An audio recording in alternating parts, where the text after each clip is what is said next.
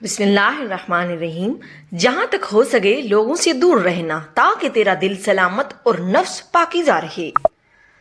اگر کوئی کام کسی کے سپرد کرنا ہو تو وہ کسی عقل مند انسان کے سپرد کرنا، اگر عقل مند میسر نہ ہو تو اسے خود سر انجام دینا۔ بے وقوفوں سے دوستی مت کرو کیونکہ یہ مشکل وقت میں تیری مشکلات میں اضافہ کر دیں گے۔ میں نے لوہا اور پتھر سب اٹھائے لیکن قرض سے زیادہ بوجھل چیز کوئی نہیں اٹھائی، اس لیے اپنی زندگی میں جتنا ہو سکے قرض سے بچنا۔ آپ کو آپ سے بہتر کوئی نہیں سمجھ سکتا، لیکن کوئی اس کی کوشش کرتا ہے تو یقیناً وہ آپ سے محبت کرتا ہے۔ عبادت کے وقت اپنے دل کو قابو میں رکھتا، جب دسترخوان پر بیٹھو تو اپنے پیٹ کو قابو میں رکھنا، کسی کے گھر میں جاؤ تو اپنی آنکھوں کو قابو میں رکھنا۔ حکیم لقمان سے پوچھا گیا سب سے بڑا عالم کون ہے؟ جواب دیا جو دوسروں کے علم کے ذریعے اپنے علم میں اضافہ کرتا ہے۔ ہم وہ سارے کام پہلے کر لینا چاہتے ہیں جو ہمارے نفس کو پسند ہیں، وہ سارے کام زندگی کے آخری حصے کے لیے چھوڑ دیتے ہیں۔ حکیم لقمان کی اپنی بیٹی کو 10 اہم نصیحتیں۔ اگر تم چاہتی ہو کہ تمہاری اولاد نیک ہو، خامد سے ہمیشہ رزق حلال کا تقاضا کرنا۔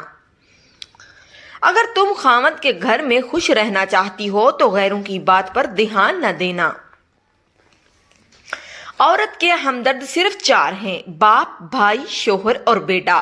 باقی کسی سے ہمدردی کی امید عورت کے لیے خطرناک ہے۔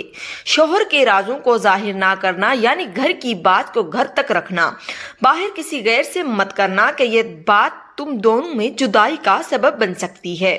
ہمیشہ خامد کے مال کی حفاظت کرنا ہے، یعنی اس کو اپنا مال سمجھنا اور اسے صحیح جگہ خرچ کرنا۔ کوشش کرنا کہ تجھ سے خامد کی مرضی کے خلاف کوئی بات سرزد نہ ہو، اگر غلطی سے بھی ہو جائے تو غلطی کی تلافی کی بھرپور کوشش کرنا۔ اگر تم چاہتی ہو تمہاری زندگی اچھی گزرے، ہمیشہ صدقہ کرتی رہنا۔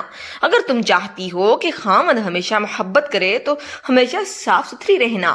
اگر تم چاہتی ہو میرا گھرانہ سب سے اعلیٰ ہو تو بچوں کی اچھی تربیت کرنا۔